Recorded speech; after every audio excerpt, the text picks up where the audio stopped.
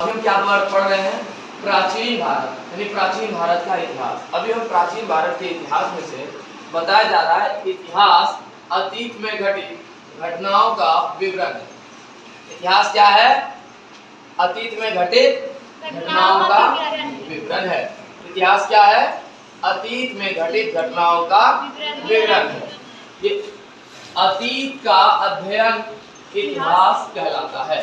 अतीत का अध्ययन इतिहास कहलाता है। अतीत का अध्ययन अतीत का अध्ययन इतिहास क्या है? इतिहास अतीत में घटित घटनाओं का इतिहास अतीत में घटित घटनाओं का विवरण है। अतीत का अध्ययन इतिहास कहलाता है। मतलब अतीत कहने का मतलब है जो बीता हुआ है, जो भी बीते हुए काल का, बीते हुए कार्य का हम अध्ययन करते हैं, हम उसके बारे में पढ़ते हैं, उसी को क्या कहते हैं? इतिहास कहते हैं। क्या कहते हैं? इतिहास कहते हैं। इतिहास का जनक किसको कहा जाता है? हेरोडोटस को कहा जाता है। किसको कहा जाता है? जनक कहने का मतलब हुआ उसका पिता, ठीक है ना? Father of history, father of history, father of history, father of history, father of history किसे कहा जाता है? हेरोडोटस को। किसे कहा जाता है? हेरोडोटस को कहा जाता है। इतिहास को 3 भागों में बांटा गया है। इतिहास को 3 भागों में बांटा गया है। पहला प्राग ऐतिहासिक काल, दूसरा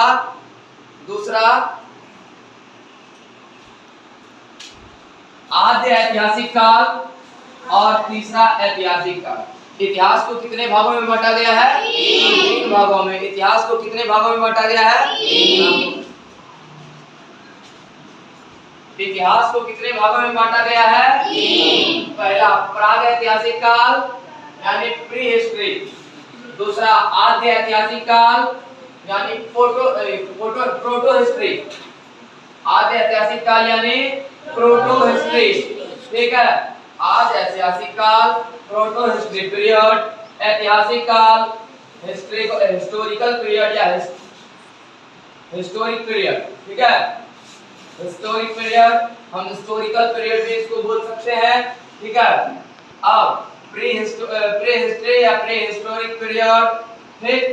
मतलब पहले के बारे में प्राग ऐतिहासिक काल, दूसरा आद्य ऐतिहासिक काल और तीसरा ऐतिहासिक काल। अब देखिए प्राग ऐतिहासिक काल किसको कहते हैं?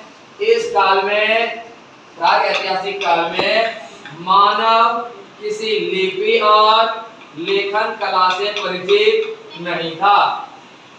प्राग ऐतिहासिक काल में मानव किसी लिपि और लेखन कला से परिचित नहीं था। प्राग ऐतिहासिक काल में मानव किसी लिपि और लेखन कला से परिचित नहीं था। लिपि आद्य ऐतिहासिक काल में लिपि से परिचित तो था, पर उसको पढ़ना नहीं आता था, वो पढ़ नहीं सका जाता था।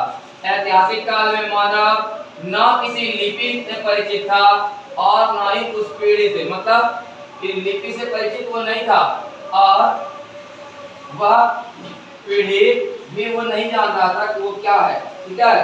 इस चीज को देखें। अब देखिए प्राग ऐतिहासिक काल के अंतर्गत पाषाण काल और ताम्र काल आता है। आद्य ऐतिहासिक काल के अंतर्गत हड़प्पा सभ्यता और सिंधु सभ्यता आता है। ऐतिहासिक काल के अंतर्गत प्राचीन भारत, मध्यकालीन भारत और आधुनिक भारत आता है।